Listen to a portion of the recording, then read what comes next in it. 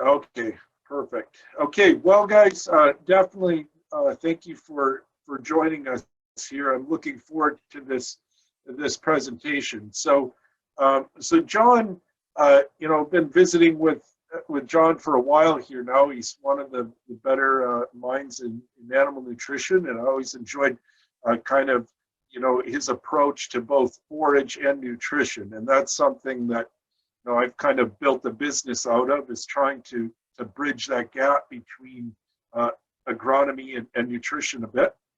One of the things that that we might struggle with at times is trying to get our harvest timing right and get consistent quality feed from cutting to cutting, especially when it gets into more diverse mixes. But even so, things that we've used historically, like peak sticks or even scissor clippings, at times there's enough variability and it's just clumsy and it doesn't get done. And so this is something that I think what John's working on here is something that's definitely timely, and it could really change the way that we harvest forage and and if we get these forage qualities right, we could have a significant impact on our dollar values and the things that we in our forage system. So I'm going to turn it over to John. I think most of you are muted except me and him. You can ask questions in the chat box along the side, and then at the end I might unmute some things too, and we can have more of a discussion for a while if there's some other questions. Okay, I'm going to turn it over to John now. Well, Daniel, again, thank you for having me. I appreciate it. This is a talk that I've been working on for years and years, and it's pretty true to the passion that I have for the industry, and it's just some different things that kind of are out of the box thinking, which I know you probably appreciate, some out of the box thinking, which I like to do as well. So again, my name's John Winchell. I live in Eden, New York. It doesn't look like this quite today, but we have had a good whack of snow over the last couple weeks, few inches here and there for this time of the year. Nobody likes to have that. So snow really doesn't really want to leave here yet, but I live just basically over top of Lake Erie, and I can oversee Canada. So I do get quite a bit of lake effect snow. But just a little bit about me real quick. I was born on a brown Swiss and Holstein herd in Northeast Ohio. I've been doing nutrition I should update that slide. It's been about 25 years now. I've done technical support work for quite a bit of that time, working in Ohio and a little bit into Indiana, Western Pennsylvania. Moved to New York about 10 years ago. Been doing forage specialty work for about 15 years now, and I kind of learned as doing nutrition and managing a sales team for years that if you don't know or you don't have some bit of control over the forage quality that you're working with as a nutritionist, it makes the diet really difficult to do, as well as getting the cows to perform like you want them to. So probably about 15, 20 years ago, I decided to combine forage quality into what I've been doing with nutrition. And, normally you have the seedsman or the agronomist that is selling the seed. And then you have the nutritionist on one side, the seed guy on the other, and both goals don't necessarily intersect. So like I said, about 15 years ago, I decided to start looking at and being very involved in forage quality and corn silage selection and corn silage harvest, because it made everybody's job easier. And to me, that's really the key to it. I think as the industry changes, you need consultants that kind of wear a few hats and that hopefully can give you quite a bit of information as just opposed to being in one silo. So to me, with the way the economy is, and it's just not today and it's just not this year, forage quality has always been of paramount. There's really no times when forage quality isn't important. You hear a lot of people talk about, well, we could put lower forage quality into heifers or dry cows, but really no matter what, we need to have forage quality to get the top performance out of the animals. that we do. So that's something that we really need to strive for, especially on forage quality and corn silage for that matter. Corn silage I look at as kind of the Super Bowl because it goes in one time a year. And if you don't make that corn silage right at that time of the year, you're going to have some trouble for the rest of the year. And that's where products like what we're looking at with the different varieties and the cocktail mix and different things will try to ease that up a little bit and give you a little more flexibility. But at the end of the day, I think all of us as dairymen have had so many salesmen come in and say, oh, let's just be more efficient. Let's be more efficient, more efficient. But to me, when I go to the farm and I do a lot of farm visits, I do a lot of bunker density and forage quality and mycotoxin work. And when you look at that, there's always something that you can do to improve forage quality or bunker management on almost every dairy. I've been to some great dairies that really need to do some work on bunker density. So when I look at the last great dairy efficiency, I will say it's forage quality and bunk management because it's always a moving target. Obviously, with the last few years, we're in that cycle where things have been difficult. Probably this picture here depicts how a lot of people have felt about how things have been last year or the year before, as well as carrying into last year with the way the temperatures have been and how the climate has been swinging, and we've been getting difference in moisture. It's just been a frustrating thing. So hopefully that's over with this year, but I doubt it's going to be over from the looks of things, especially up in the Midwest and through into the Northeast. But one thing that I really like, and I've talked to this about with many producers, is every season we kind of have an opportunity to have a clean slate or a fresh start. We have the ability to go out and make forages, Mother Nature permitting, the best way we can so that we can start over.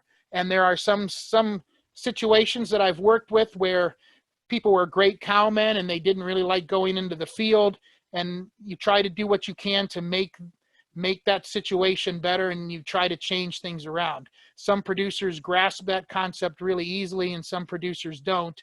And typically the producers that don't usually have some hiccups along the way. So I always look at this time of the year really excited as a new time to start and just a fresh slate. So obviously when we talk about this, I won't talk too much about dairy nutrition, but when you look at NDF, NDF will equal intake. I've always used this analogy, using it as kind of a filling up a bucket. When you look at NDF, it is more of an idea of energy potential in the diet.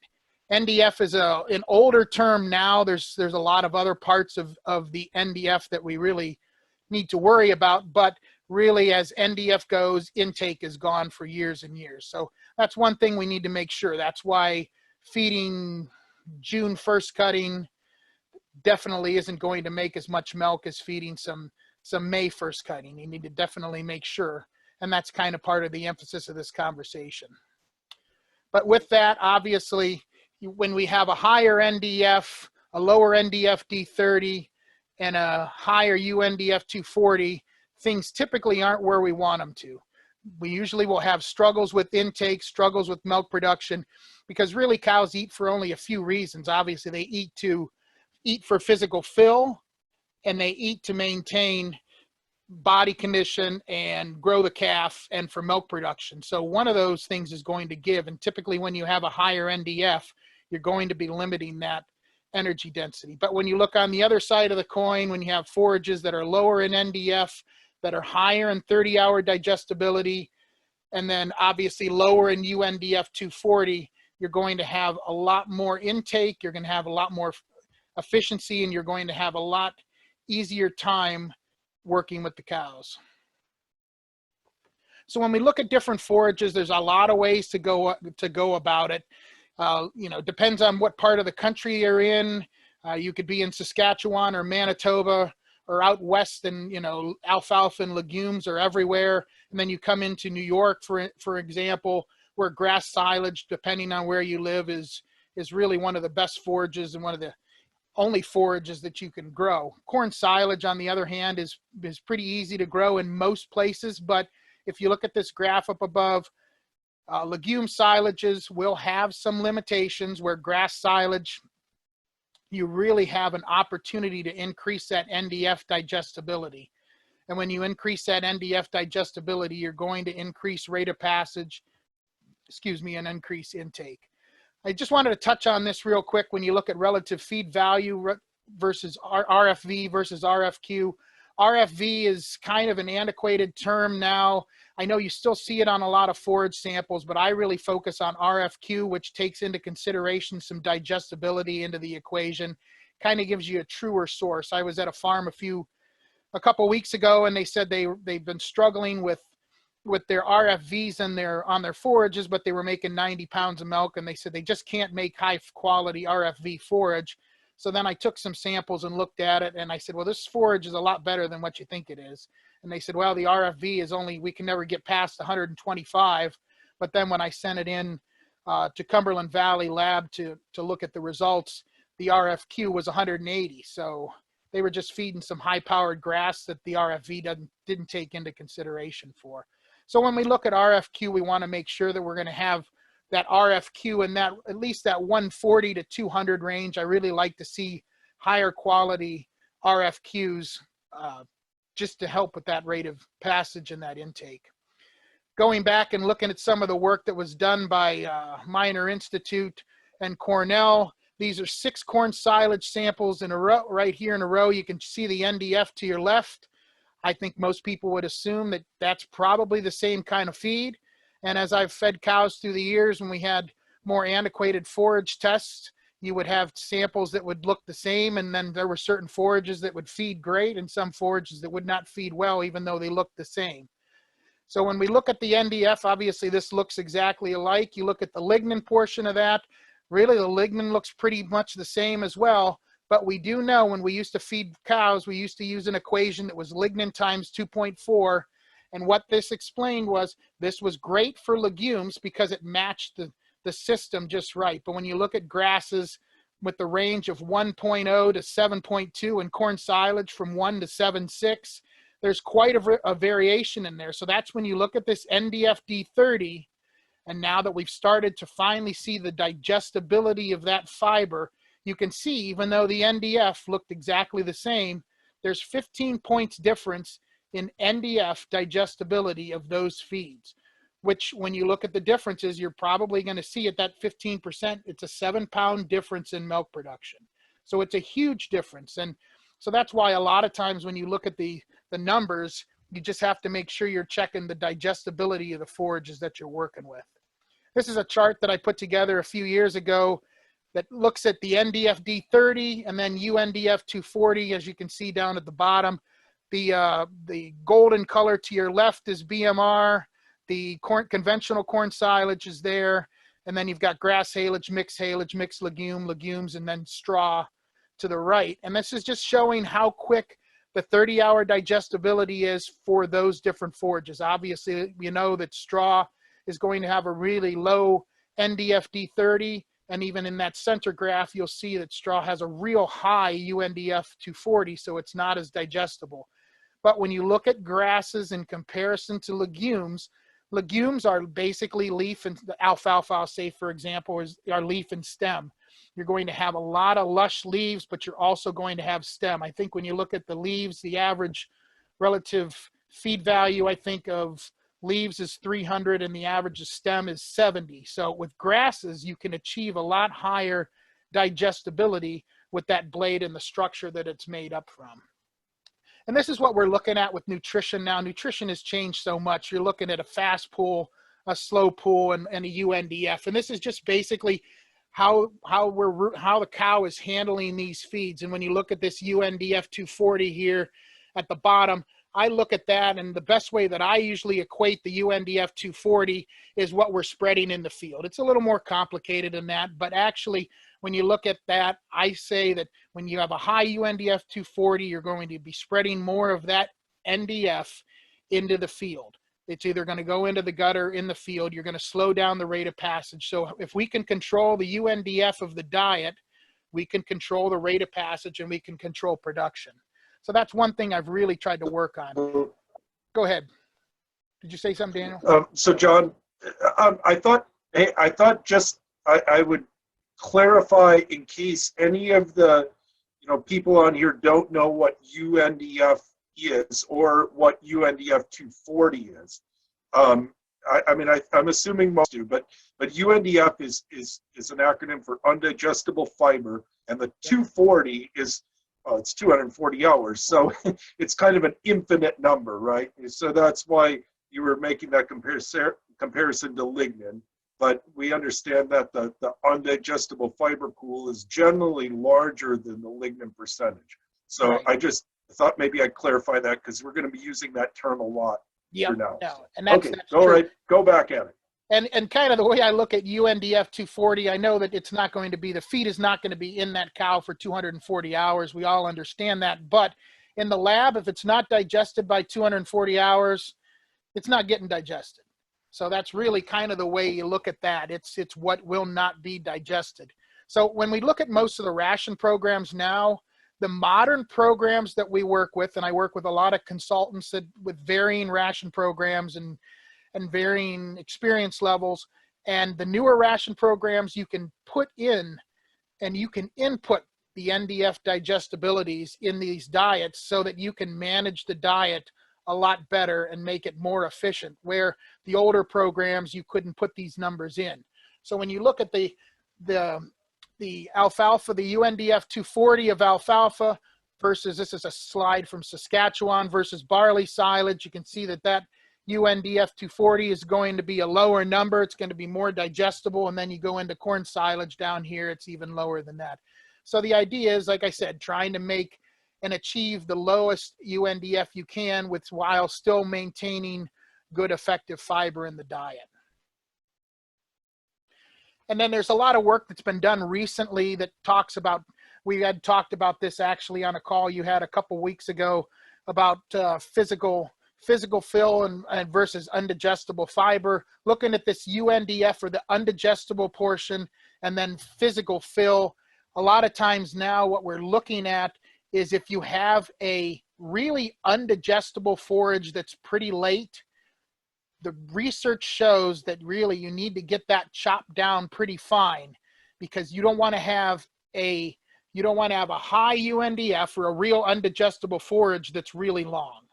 That usually ends up in a bad situation. So you need to have one or the other, and there's a lot of research that's starting to come off of this, and there's a lot more to go from there.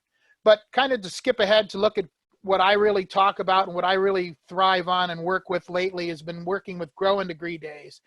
This is a cool slide that I saw that was, I don't even know if this is a true slide, but I picked this up from someone else. It's a dreariness index, and it shows the country and shows total precip plus wet days plus cloudiness. And you can see where some of the Midwest is, and especially where I live in New York, right where that curve is at the end of Lake Erie is where I live. So I seem to be into a dreary part, but I think it's kind of interesting. But so living in New York, I wonder why I've been wanting to go ahead. I wonder why I've been wishing to visit Arizona again, missing some of my farms down there, or at least the weather. Yeah, that's exactly right. Yeah, it's a little less dreary down there for sure, and probably the heat doesn't hurt things either. But I used to live in Ohio, and I did nutrition in Ohio for years and years, and grew up in Ohio and enjoyed Ohio quite a bit.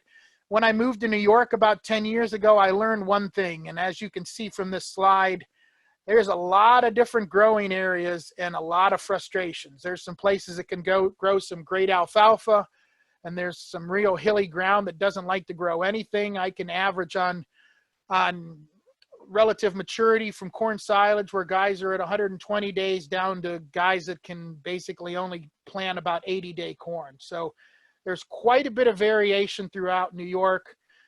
Same thing with going into first frost, last frost. There's just not a lot of days in between frosts. And I know as you get further up into Wisconsin and then Michigan, you're going to have that, obviously as well. But when I start looking at growing degree days, I start looking at how each year is different. And we understand that each year is different. And one thing that we can do is if we do the same thing over and over and over, it just typically doesn't work. But if you look at these different years, 2010, 2012 across the top, 2016, 2020 across the bottom, these 4 years are actually what we would consider in the Northeast to be on the early side of things. Of course, remember 2012 being quite an anomaly for heat. And blue is obviously lower growing degree days, and the oranges are a little bit higher. So I start to look at these things every year about January 1st to try to see where we are at in the growing season and how our growing season is. When you look at New York, we were ahead quite a bit in the beginning of the season.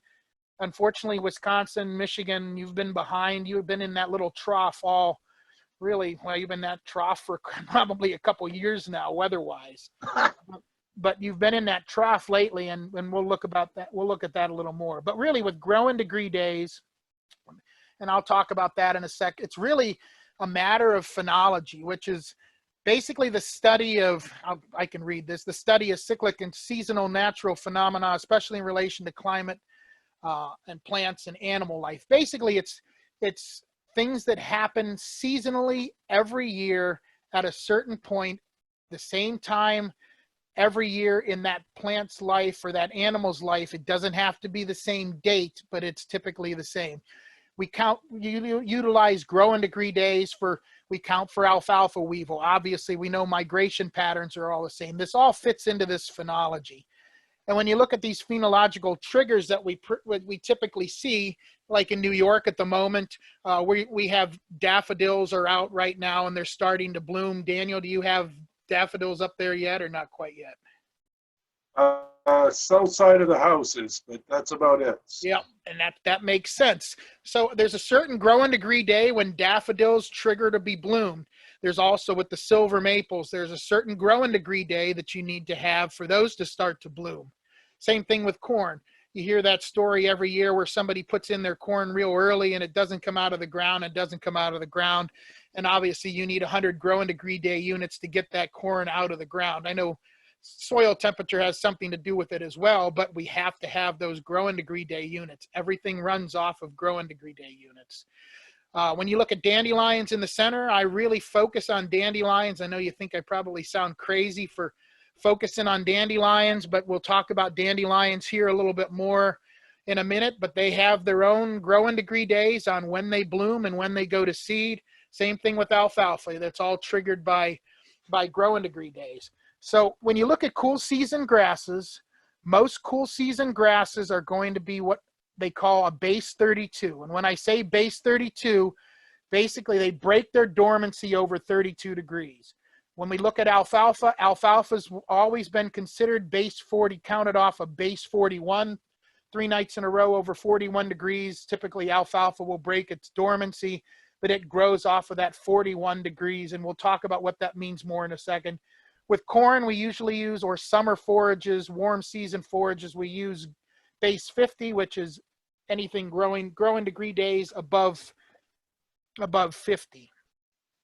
I use growing degree days now a lot for most crops, even to sequence my corn silage. When you look at, this is actually from Tennessee, some work I was just recently doing here in Tennessee. But when you look at certain dates to silking, it's important when you plant your corn to make sure you write down and know the dates you planted the corn, and then know the growing degree days and the heat units on your corn. If you get to silking, typically I tell all my producers at silking, you want to write down on the calendar when your corn is silking, because typically between 800 growing degree days from silking, I start to chip corn, because normally you're going to be in that 30 to 32% dry matter. So when you take those 800 growing degree days after silking / tasseling, then you can kind of start to sequence. So really I start using these growing degree days on corn as well. And you can use different programs. That last program is one for the Midwest, which we'll talk a little bit about later. This is Climate Smart Farming. It's from Cornell University. I use this quite a bit. Actually, I probably use this on every farm that I work with. I use it both for haylage harvest as well as corn silage sequencing and harvesting. It's basically analytics, but you can break that down, and with your experience working with forages, these things can really teach you some good lessons, and we'll talk about that as we go. But when you look at local growing degree days for grasses and alfalfas, I know I go on to farms, I hear this I hear this at least once a week when I talk to forage producers or dairymen about when they usually chop their first cutting, and they always say, oh, well, we chop our first cutting about the 20th of May, or if you look into Kentucky or Tennessee, you know, earlier into April. But some of these people have a date that they chop because their dad chopped on that date, their grandpa chopped on that date. And really, when you look at that, with growing degree days have nothing to really do with the calendar. They are growing degree days. It's based off of heat units. So when we look at things, like you had said earlier, Daniel, there's the peak method, there's scissor cutting, and there's growing degree days. I think all of them will work. You just need to be a master of which one you're working on. I really like growing degree days because when you look at the phenology of things are typically going to be the same every year for that. When you look at peak, this is used a lot with Cornell. Dr. Cherney, I think, came up with this. It is alfalfa height at optimum mix stand. So you can take a 100% alfalfa field or a 0% alfalfa field, and you measure the height of the alfalfa, and then you can kind of figure out when you need to chop to have quality forage. This is a fine system. There's nothing wrong with that. It's tough if you don't have any alfalfa around. And I guess my one question would be, every single plant of alfalfa is probably not the same. So there's going to be definitely variation there. Like I said, when we look at growing degree days, grasses are base 32, alfalfa is usually base 41, clover, as we will probably hear very soon by some work that Tom Kilser's doing with clovers. Clovers typically used to be lumped into that base 41, but as we're starting to learn, they're probably a little bit earlier than that. I'm looking forward to seeing what that data comes back. But of course, with corn, base 50, base 86, or base 50, 86, that's what people use for corn growth. So growing degree days, here's kind of the explanation for you. You take the high temperature of the day, you add the low temperature of the day, you get a total. You take that number and you divide it by 2, so you have your daily temperature average. Then what you do, after that daily temperature average, you take that and you have your base degree units that you have. So this is 50, for example. So if it's 70 degrees is your average temperature for the day, you subtract 50, which is the base 50, and then you have 20 degrees days for that day. And that's what you do. You add up those days. Back in the day, I used to track these for different farms by zip code, and I would actually go through the newspaper and go into Excel and track them that way. And it was a pain to do, but actually it made a lot of milk for the customers even 10 years ago. So that's why I start to do it. Growing degree days for dandelions. Dandelions are a great predictor. All of our grandfathers used to talk about, and the old timers used to talk about this. And for me, I see it a lot as well. If you open up and crack open a nice bale of baleage or some nice haylage, and you open it up and you have those dandelions that are actually going to seed, that are that light yellow, super soft, and you can almost see that puffiness of the seediness of the dandelion, and you can always feel that forage was always super, super soft. And when you look at that, my grandfather would say the same thing. Well, when the dandelions are turning, you need to start to think about it. So I've actually started tracking grass haylage growing degree days, and then I started tracking dandelion growing degree days, and I wondered if anybody else was doing that too, or if I was the only insane one that's tracking growing degree days on dandelions. But we find out that our neighbors in the city that don't like to have dandelions, they're tracking growing degree days like crazy. And then our friends that have bees are tracking growing degree days on dandelions as well, to track the flow of honey and the track queen production. So it's kind of interesting that they do that. But one thing, if you remember of this, if you remember nothing else, for first cutting, when you start to see your dandelions start going to seed and you have pure grass, you need to get ready to start chopping pretty soon, because it's going to be pretty close. Because if you look at the growing degree days of dandelions at seed versus grasses, they are early season grasses, they are going to start to head out just after that stage. So I usually, when I start to see the dandelions, the majority of the dandelions start going to seed, I start to take, if you have triticale in the field or you have some of these small grains, they should be getting taken off right then, and some grasses. Now, if you have grass mixes, you're going to have to wait a little bit longer. I've worked with this over the years to make charts for this. So this is North Java, New York. This is 2009 to 2018. I tracked the growing degree days. So to get to 680 growing degree days for base 41, that is going to be 20, 30, 40 haylage, what they consider prime alfalfa. So you would consider 20% protein, 30 ADF, and 40 NDF pretty good feed, wouldn't you, Daniel? Yeah, I would think.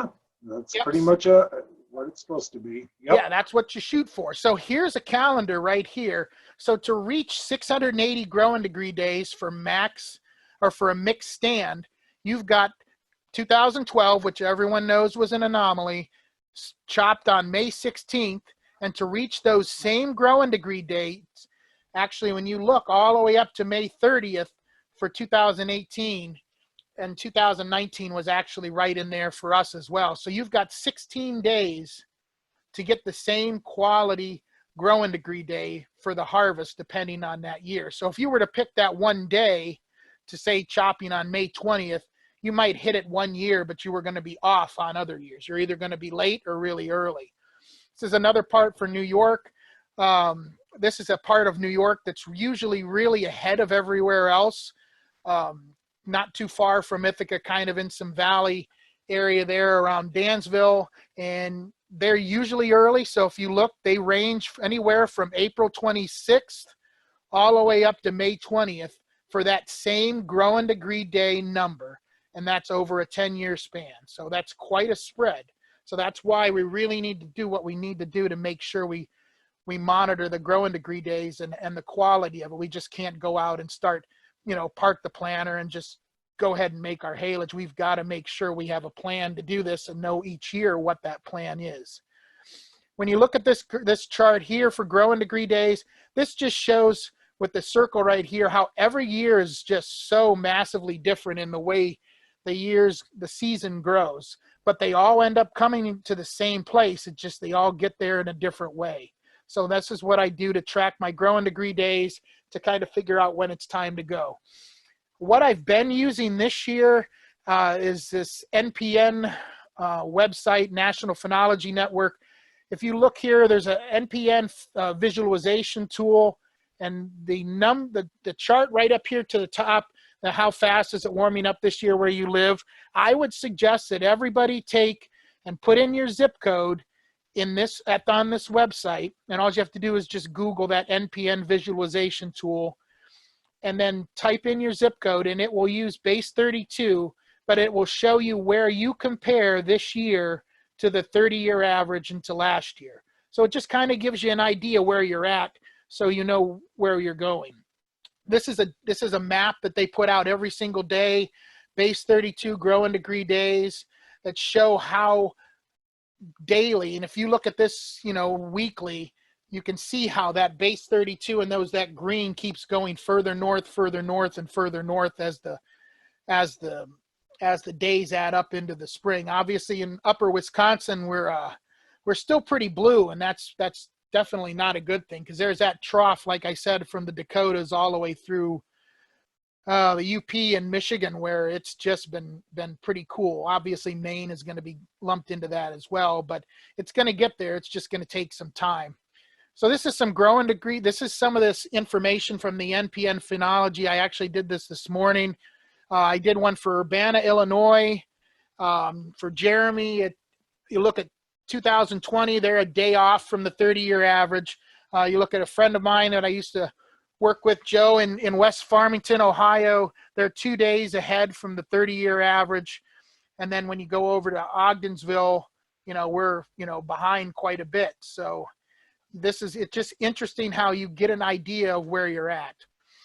This is another thing that shows the growing degree day difference from the 30-year average. And if you look at Minnesota, Wisconsin, the Dakotas, into that Midwest, that's still pretty green, which just means that really we're below average up in that area versus 30 years, where you can see that brown and yellowish color there. We're kind of ahead when you get further into that. But when you look at the beginning of the year in the Northeast, we were way ahead. We were like 11 to 13 days ahead of the 30-year average. And I was really excited because with everything that was going on with milk dumping and with the potential for the milk price to drop, I thought, boy, everybody's tight on forage because we were short on forage last year. And I thought, boy, we need a great spring. So when I saw this 11 days ahead on the 13th, I thought, boy, we're in good shape. But when you look at it now, based on 429, and now we're only 2 days ahead. So what's happening is Mother Nature just straightened us back out, actually. So we're going a little bit backwards. Now this graph just shows the difference. If you look at base 32 versus base 41, the difference is grasses will grow at colder temperatures. If we're still sitting at a 50-degree day and a 40-degree night, grasses are still going to grow. Alfalfas are typically not going to grow nearly as much or very little at all, but grasses are going to grow. And that's one of the things that's important about understanding this concept. This is 10-year average for that, like I said, that same Sparta, New York, and you can see the differences in growing degree days. The shape is still the same, but there's definite years and definite differences. For this year, it's amazing how 2020 and 2016 are matching up exactly so far, exactly right now. It's starting to get away from us a little bit. But what I do is I take the growing degree days for 2016, knowing that this is pretty close at this time. So I will go back into the records and look at the growing degree day charts that are online. And I look at the growing degree day number that I have set for grasses and the growing degree day numbers I have set for mixed hays or mixed forages and then alfalfas. And I can go in and predict roughly when the time is that we should be chopping again to make maximum quality. And we'll talk about that in a second. And I use this climate smart farming to do that. And we talked about that earlier, but you can easily put in a zip code, put in it says planting date. You can use this for corn. I usually put it for the beginning of the year, the base that I'm using, and it predicts season to date and 15-year average, 30-year average. So I can kind of predict, and it even does a 6-day forecast. So I can tell guys, you probably need to be making feed next week. So the goal of the whole thing with growing degree days is it's easy to measure these things, and it gives you the sweet spot. Everybody's concerned about NDF and wanting to make sure we get the correct NDF and a low NDF. But for me and Daniel, probably the same for you, we want to get high digestible forages. I think you would agree that that's been your platform for quite a while, is high digestibility. And what I'm looking at here by using growing degree days and not just looking out at the field, we are maximizing that sweet spot. We're not only getting the correct NDF, but we're also getting a high NDFD 30 and a low UNDF 240. We're getting that plant at the right time to be most digestible. This is the numbers inside the numbers. This is where you make the milk right here. This is a customer that I work with in Western New York that does a great job with forage. I respect his knowledge and his ability. He could make great forage in his sleep. He has always made great forage. We started looking at this in 2014 or 15 with him, but in 2018, I said, growing degree days say that we should be ready to chop your grass mix on 5/18. He says, well, he says, my gut tells me that we're probably not going to be there. He says, it's a little short for my like. He says, I think we should mow the next week. And he said, but guess what? He said, I'll cut the field in half because he does baleage. He said, I'll mow part of the field when you want it done, and I'll mow part of the field when I want it done, and we'll see who's right. And I said, oh, that would be great if you could do it. And he said, yep. So he mowed my part on my side of the field on 5/18. He does a great job, like I said, with his forages, puts a couple 100 pounds of nitrogen on. He captures that tonnage as well as the protein. And then, like I said, this is a mixed stand. His came back at 22% protein. I'm not going to focus on that as much, But when you start looking at the NDF, it was around 41. But when you start looking at the NDF D30, I think, Daniel, you would take 73.8 every day of the week, I would assume, right? I would. Yep. And that is exactly incredible. And then the UNDF 240, this is a percent of NDF, not of dry matter, but it's 3.4, which is super, super low. So that was great feed. RFQ of 181, milk per ton of 33.99. This is stuff you could make milk off of in your sleep. So he said, okay, I'll chop when I want to. So it rained just a little bit in between, but 4 days later he chopped. You look at the NDF, and NDF's typically going to lose about 0.5%, gain 0.5% a day, which isn't a lot. So if you look here, really that's not too far off from that 0.5% a day.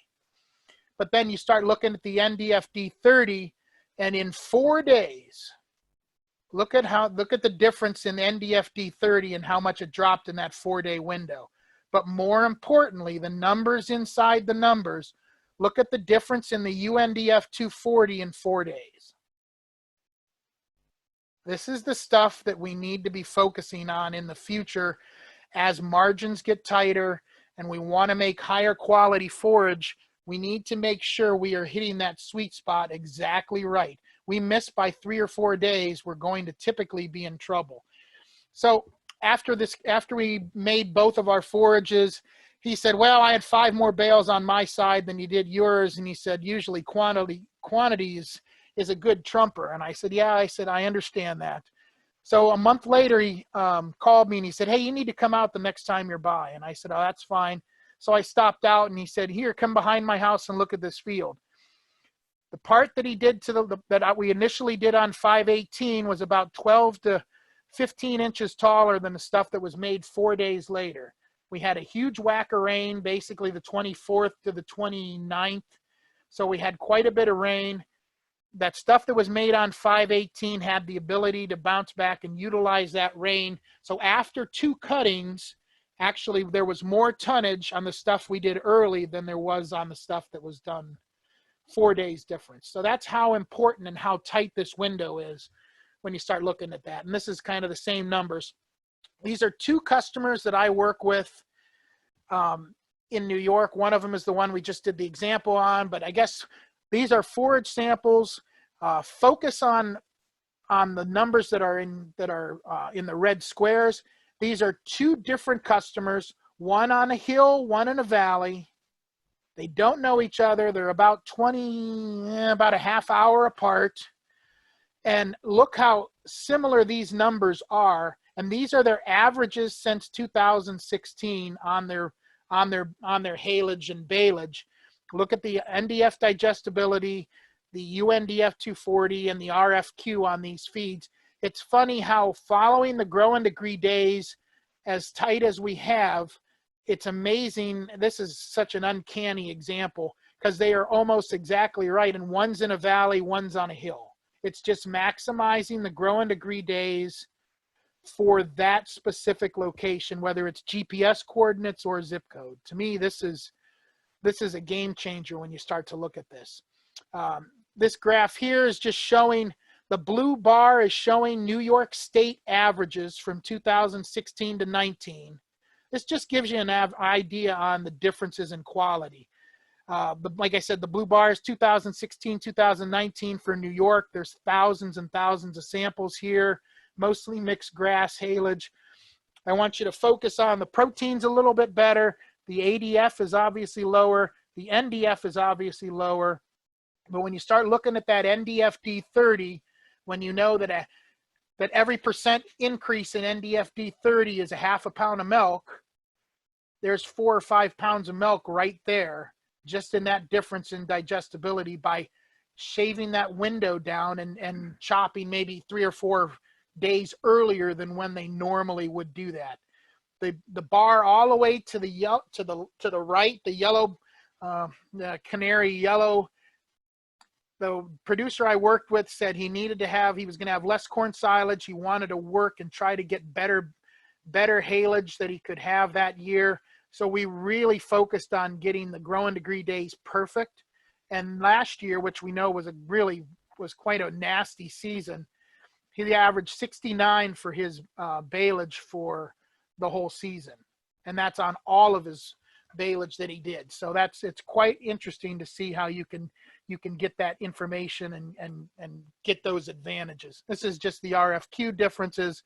This is kind of the growing degree day chart that I have been using. I kind of track the growing degree days for dandelions, for grasses, for grass mixes, and alfalfas. I'm starting to actually do a little bit more. I've been put together something for barley silage up in Manitoba and Saskatchewan. Winter cover crops are going to fall right in between those dandelions and those grasses, because we know that's going to be typically a tick earlier than what grasses go in at. And then looking at clover right here, as what Tom Kilser's probably going to come out with, clover is going to be a little bit early. So this is kind of the basis behind what I do. I look at the growing degree days, I look at your individual area where you're at, and I try to triangulate what you're doing with that. This is another version of the same thing that I've used quite a bit. So to move on a little bit, here's various feedstuffs from Cumberland Valley throughout the nation. So if you look at the average, and Daniel, I think you'll find this pretty interesting. Look at oat forage, or oat, this is oat silage. This is average oat silage, and there's 12,000 samples here from 2015 to 2020. Look at the protein, the ADF, the NDF, and the NDF D30s. And you look at milo, you look at rye, which rye really stands out. It was I think 10,000 samples. Yeah. John, I just had this discussion this morning. Larry had sent me this. Larry Hawkins had sent me this article that Cumberland had written there, and I'm wondering if why it looks so good. Well, there's two things. One, do you think they have triticale mixed in with it? I mean, on the database, or do you think it's ryegrass? Like they're lumping ryegrass in with the cereal rye? I took the numbers and made sure I took the forages basically from, I think I put a bottom of 25% dry matter up to 50% dry matter, trying to eliminate some of these other parts of it. I don't know. It's with Cumberland Valley, if it says rye on it, then they're going to put it in to the rye bucket. If it says triticale, they're going to put it out as triticale. And actually, I forgot I didn't add triticale in here. But yeah, I was surprised to see how that rye stood out in this example. It wasn't meant to stand out, but it did stand out. Even looking at BMR sorghum Sudan, which there was a huge amount of samples, but when you look at the BMR sorghum Sudan, those are not numbers you want to write home about. So what I'm saying is we really need to do a better job, and we need to really maximize the quality. So it shows that there's just a lot of room for improvement. You go down to where it says Iola, which is the Iola, Wisconsin samples. Look at the crude protein, 1933, NDF of 49, NDFD is 72, and then the UNDF, and then the New York, I did the same customer that I had that forage example of earlier, planted BMR sorghum Sudan for the first time last year, and we worked really hard to try to make maximum quality forage out of that. 12% protein, 3360, that was straight BMR sorghum Sudan, and the NDFD on it was 75, so it was fire, and it's fed very, very well, and we've managed that pretty hard. So I started tracking the growing degree days on the BMR sorghum Sudan. He planted it a little bit late, got it out on June 28th, and I started to take some samples, and I do a lot of pre-harvest because I've heard people say, well, you want to take your BMR sorghum Sudan and you want to chop it at 40 to 45 days or 38 to 45 days from planting. Sometimes some guys will say emergent, some guys will say planting, but you want to sit around that 40, 45 days. I started looking at and pre-cutting some of this stuff and sending samples into the lab just to see where we're at. So at 36 days, when he planted it at June 28th, we chopped it August 3rd, was 1,357 growing degree days. And if you look at the forage sample to the bottom, 15 protein, 32, 62 ADF, NDF. Like I said, it was straight BMR sorghum Sudan, decent sugar, super high NDF D30, low AU NDF 240, and that was about 1,350 growing degree days. So we tried to maximize that again. So we started tracking. Go ahead. What base are you using on that was using base 32. Base 32. That was base 32. Yep. Because I use base 32 for that, and you can triangulate that to different numbers for 41 and 50 as well. But then when we took the second cutting, we took that actually at 43 days, and I pre-harvested that as well. Went and scissor clipped a little bit just to see where we're at. And I said, oh, this is, he wanted it to go a little bit longer. And we looked at it and I said, okay, I've good digestibility. So when we ended up chopping, it was 72 NDF D30, which is still pretty super stuff. It's funny how when you look at the growing degree days, look how close they were. So I think when you start to look at these numbers, it's starting to give you a little bit of a picture of what we're starting to look at and where we want to go. I'm not saying take growing degree days at 1,350 every single time, but I think we're going to get yourself a lot closer by following that.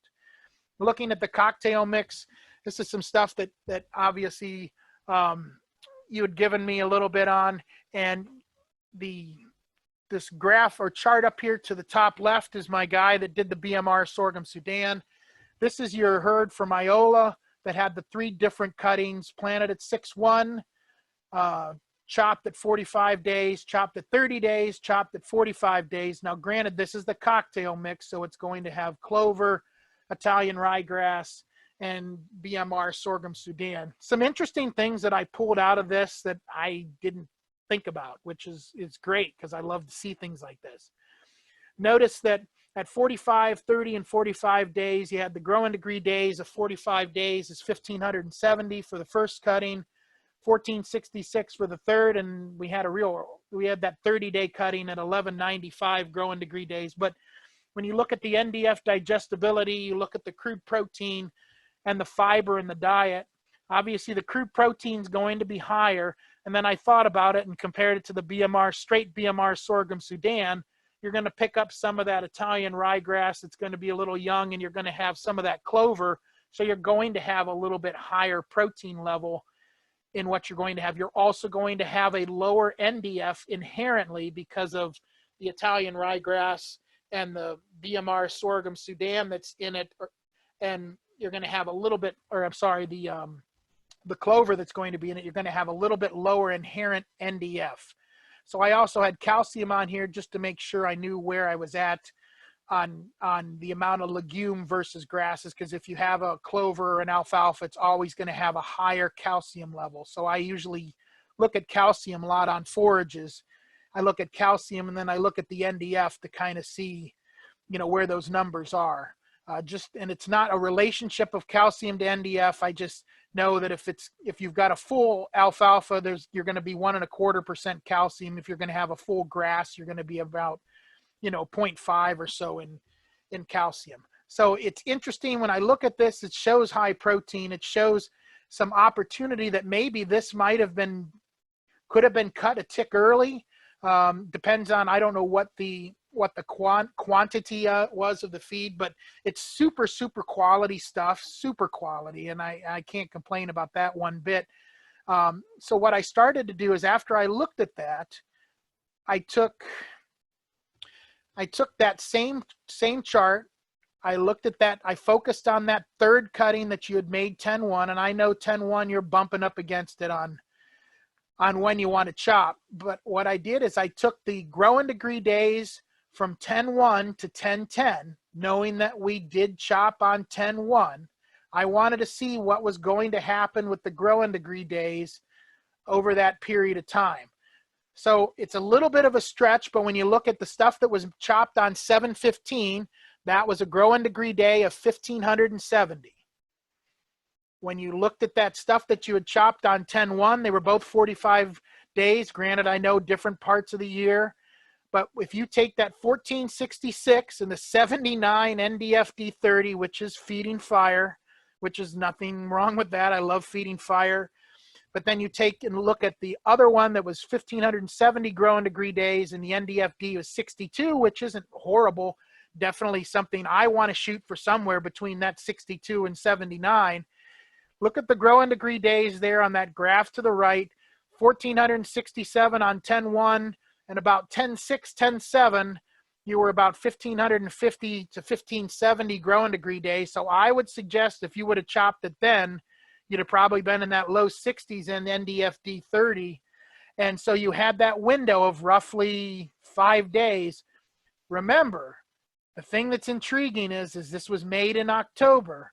If we had it right in the middle of summer, my gut tells me that we would have had a 3-day window to get it right from going from good to beyond the point where we want to. So that's one thing where I think with these growing degree days is we can kind of hit that window a little bit hard.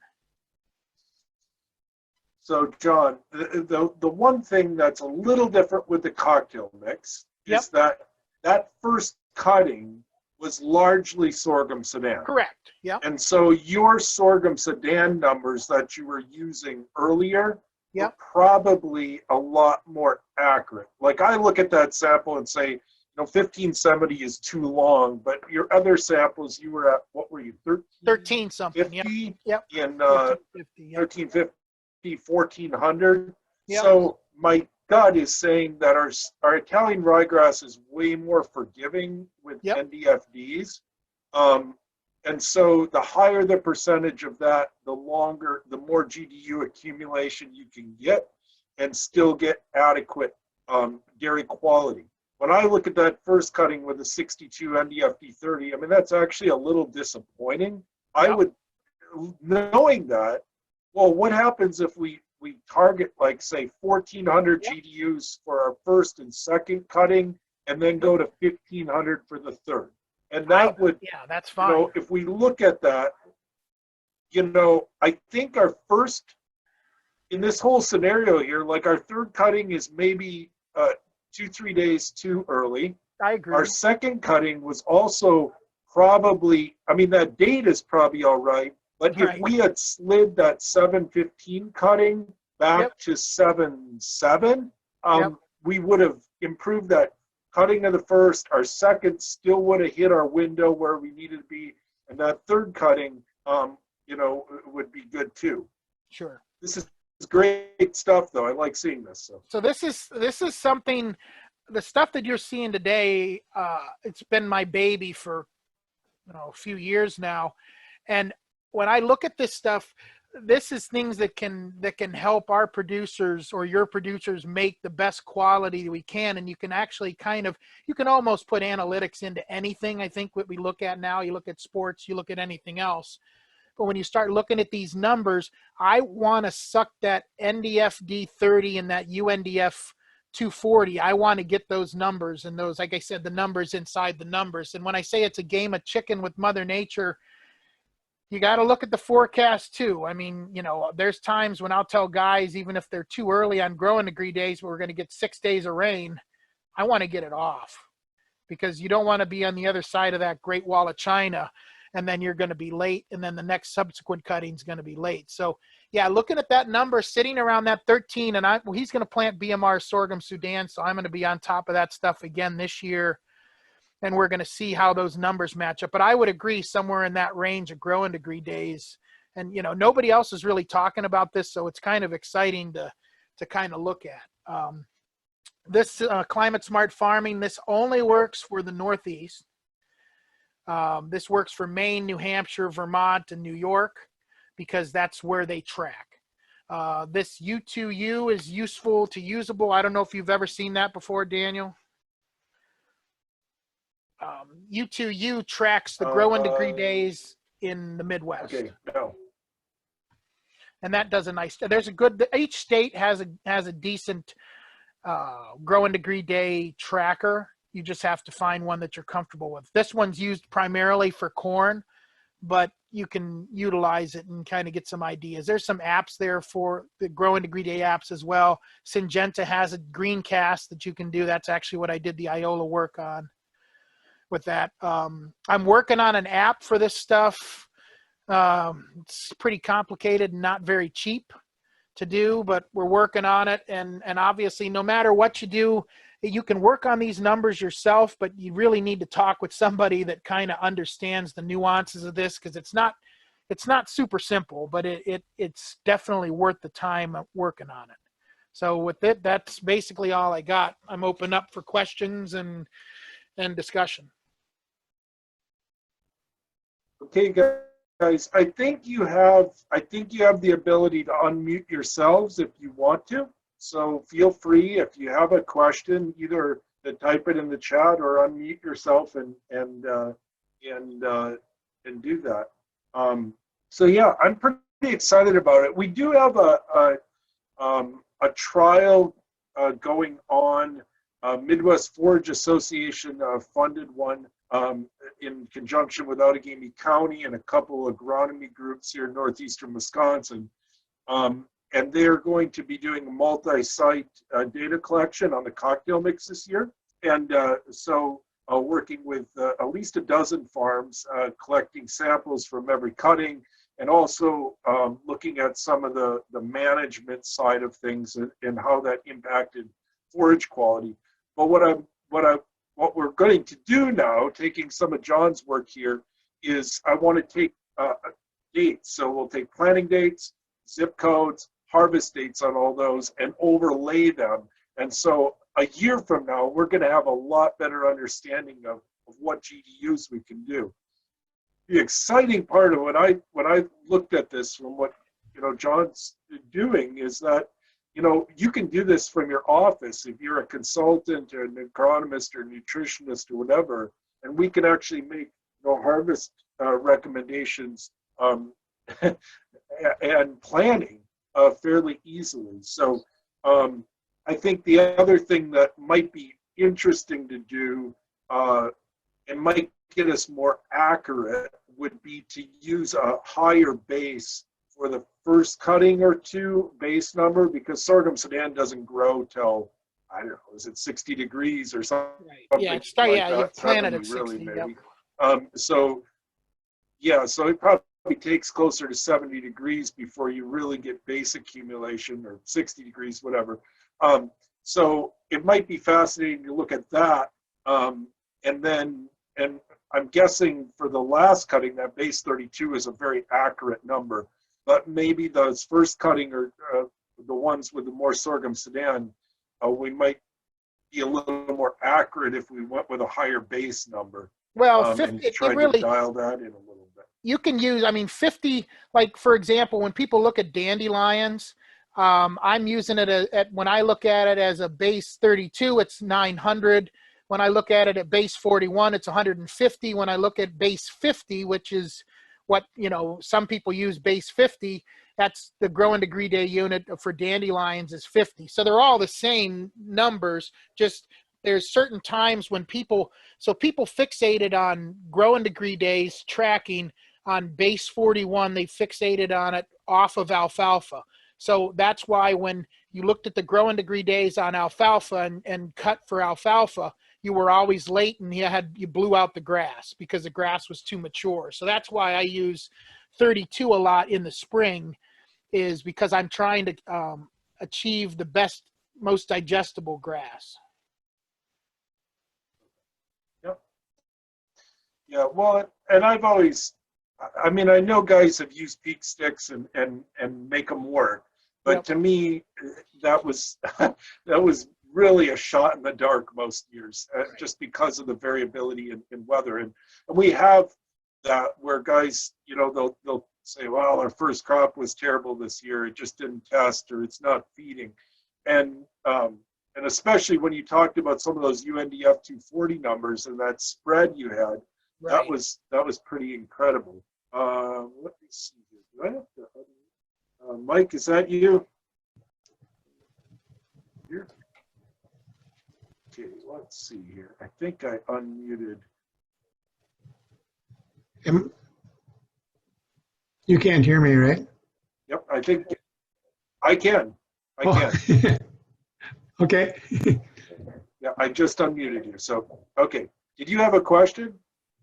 Well, John, when Somebody, this is all new to me, John, when you're talking about alfalfa, the growing degree days at 720, that's right where your grass mix and your alfalfa bars met. Is that base 32? So 720 would be base 41. Base 41. Yep. Okay. So, yep. And basically, the only reason why I use base 41 for alfalfa and why it's been used like that for years, Michigan State did a lot of work on it, because base 41, alfalfa breaks its dormancy, according to Michigan State, at 3 nights in a row over 41 degrees. So they use 41 for alfalfa. So I started to use when I started doing this 10 years ago, I started using base 41 for everything. And then what I found out is when I got to the certain number for base 41, I would be blown out on my grasses and it wouldn't be as accurate for grasses. So then I started to kind of move that number around. So the 720 for alfalfa would be, I'd have to look at the chart, would be a different number if you use base 32. They're typically the same numbers. It's just I just track them a little bit different because we know grasses start up earlier and start to grow earlier than what alfalfa does. So if I go onto this website, NPN visualization, Yep. will I have different bases to choose from? On NPN I use NPN just in the spring to kind of tell you where you're at, just to kind of give you a ground floor look at it. Wherever you're at, I don't know what state you're in, but I would type in growing degree days in the state that you're in, or whatever university is going to be close to you, because the NPN uses base 50 or base 32. They don't have a base 41. There's other programs like the Cornell Climate Smart Farming. They utilize, you can put in whatever base you want. You could put in from 50 all the way down to 32, any number. So you just have to kind of find something. Would that Cornell work for Wisconsin? It will not work for Wisconsin because they're all set up on their own mesonettes. The more I learn about this stuff, it's like going down into a wormhole, because Climate Smart Farming works out of Cornell's, New York's weather mesonet, and the Midwest has their own weather stations and weather mesonettes. So each region kind of has their own tracking. The Syngenta one seems to work the best, Syngenta Greencast, because you can type in the zip code, you can type in whatever base growing degree day you would like to put in, and then you can use that number from there and use that. I use that for a lot of work around the country. Okay. Just to kind of give an idea. Very good. Very good. Thank you, John. Thanks for the question.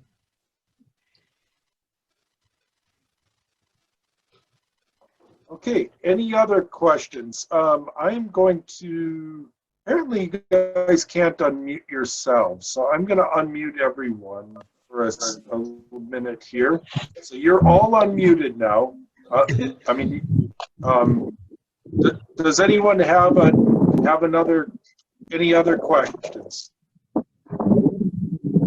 John? Yes, sir. Yes. Here, let me mute everybody.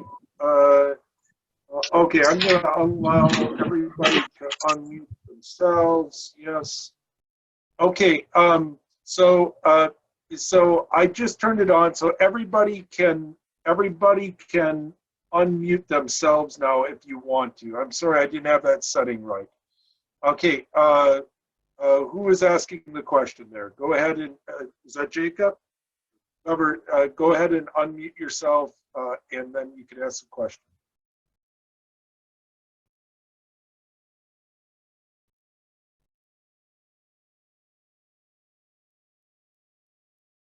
So I know you guys talked about GDDs, the first cutting, but is there any on GDDs between cuttings? Do you have any data on that? Yeah, I'm starting to do more of that. I was told initially that you couldn't track growing degree day. You could only use growing degree day numbers on first cutting, but I have found that I've been able to track the growing degree days pretty well from cutting to cutting. If you saw these BMR sorghum Sudan stuff and some of the stuff that we looked at from the Iola, Wisconsin stuff and other things that I've seen from customers, I can use pretty close to the same growing degree day units from first cutting, as long as I know the date when it was harvested at first cutting. Say it was harvested June 1st, and I can start adding the growing degree days there from June 1st. So some of these programs, you can actually put the date in and put that date as a starting date. So then you can use those numbers as a growing degree. Now, depending on rain, there's some chinks in this armor. It's not perfect, but what is, you know? The chinks in the armor are definitely going to be, you know, I still wonder how accurate it's going to be in October versus a midsummer. You know, those numbers can vary a little bit. Also precipitation. This has nothing to say what precipitation does. And if you have these growing degree days, and I saw this with Tennessee, with a plot of corn in Tennessee, they had no rain and the same amount of growing degree days, but that corn gave up right away. So you can't really, you couldn't track the growing degree days necessarily off of that corn. So precipitation definitely as a part of that as well. But normally what I found is you can go and use pretty much that same tracking method from first cutting to second cutting and second cutting to third cutting. Because what I noticed last year, what saved a lot of my customers out here in New York is a lot of customers here chop between 28 and 32 days in between cuttings typically. Well, last year, depending on when you chopped your first cutting, what we noticed is the way the heat came on, we found that it matured a lot quicker. So guys that had chopped at 30 days missed the window. So when I was tracking growing degree days for my guys making their second cutting, all of a sudden my growing degree days at about 25 days were where they were for first cutting. And I talked to a few of my producers and I said, hey, the growing degree days say we're about ready to go. And more than one guy, a couple guys said, you know, stuff's starting to head out. And he said, it's only 25 days. So there are going to be times when this growing degree day is going to kind of give you a hint that we better chop a little bit earlier, because if you wait those 30 days, you're going to be way behind on forage. The quality's going to go downhill pretty quick. So the other two main things that I would envision manipulating this, or potentially, would be, well, first of all, and maybe the biggest one, would be grass species or varieties, right? I mean, we know there's a spread on maturity windows between grass species. For sure. So things like ryegrass, vestaloleum, meadowfestu are maybe more forgiving than orchard grass or bluegrass or something like that matures very early. Yep. And then secondarily would be, and even improved varieties. I mean, I know it's somewhat relative, like kind of the joke in the seed industry is we got this late maturing orchard grass. It's like 15 days later than the last one, you know? I mean, 15 minutes later than the last one. Right, so, right, I get you. So there's, you know, so there's not much, but, and then the other thing would be, we know that regrowth on grasses are very much determined by how much residual you leave when you're cutting. So they like 4 inches of residual for optimal regrowth. Whereas if you cut that down at 2.5, you really stunt it. So I would imagine if we're cutting really high, our GDU accumulation won't be quite as much. So I guess what I'm getting at is, I think, you know, it's an incredible tool, but we may have to tweak it a little bit, like on a farm by farm basis. Like it gives us a really good starting point, and then we're saying, you know, I can look at that farm and say, well, you know, you got a lot of ryegrass and meadowfestu, or you have a really legume heavy crop or whatever. So we're going to go to the upper end of this. But I know this farm that has some poor, you know, genetics, they got a bunch of orchard grass or flat grass coming or whatever. Well, we're going to want to be on the front end of this GDU accumulation. Right. And, you know, the important part is going back to that graph that I had that showed the different forages.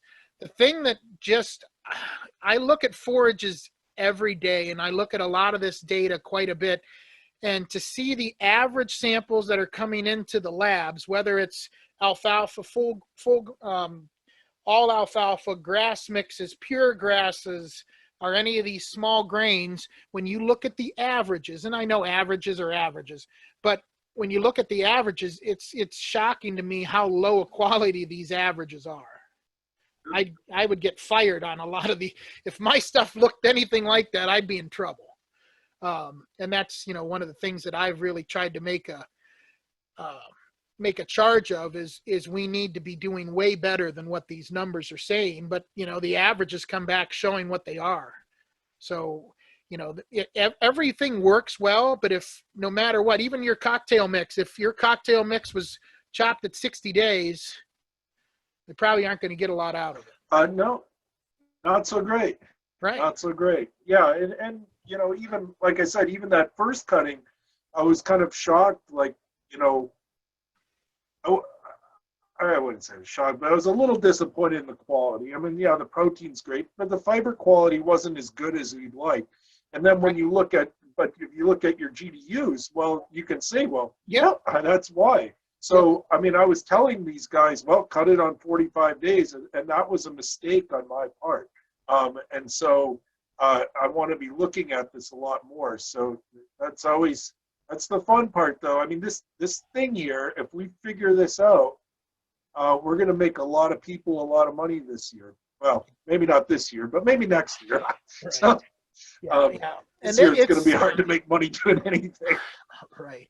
And you're right. I mean, if you look at the cocktail mix with mostly your first cuttings going to be primarily BMR sorghum Sudan, and that's kind of what that 715 one shows me. When you look at the NDF of that, you know, it looks like it to me, it's number one, maybe a little later, but not that bad. But I think you have a lot of that BMR sorghum Sudan that's standing out, that's pushing that NDF up, where you look at subsequent cuttings with the 49 and the 46 NDFs. I think that is a little bit less of the BMR sorghum Sudan and more of the clover and more of the Italian rye. Would you agree? Yeah, definitely. Yeah. Definitely.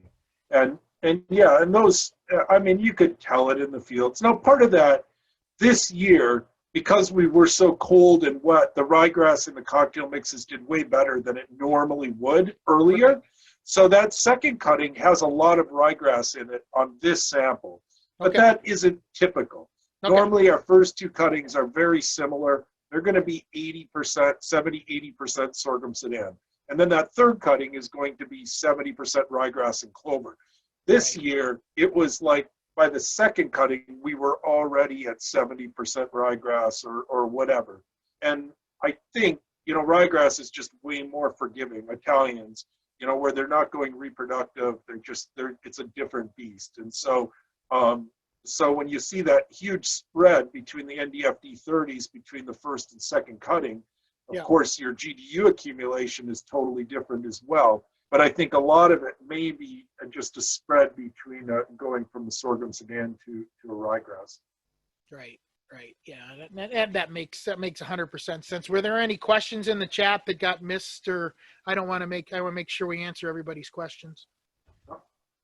I think we're good. So I recorded this. I'm going to figure out how to share it. And maybe if I can, I'll put a link on the Forage Innovations page or something if anybody wants to get back or share it. Certainly appreciate you guys all for coming on, especially thank John for sharing with us. This is going to be fun to look at this year, and we want to spend some time in trying to figure this out. So you can reach out to me anytime. We're going to hang her up for the day. I got to hit the road. Okay, good. Yeah, and so John works with Alltech out there in the Northeast, but you know, be glad to he's been really helpful with some of my guys and certainly helping me with learn some of this stuff. So thank you guys for coming on. Appreciate it, and have a great day. So, see you later, Mike.